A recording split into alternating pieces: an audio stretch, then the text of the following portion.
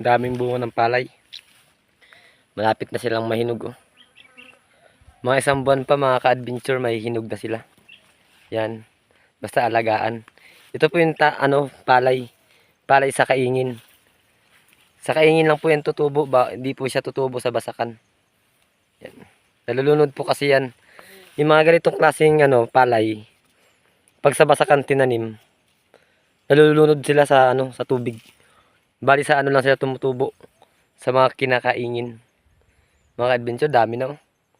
Abot yan doon mga adventure.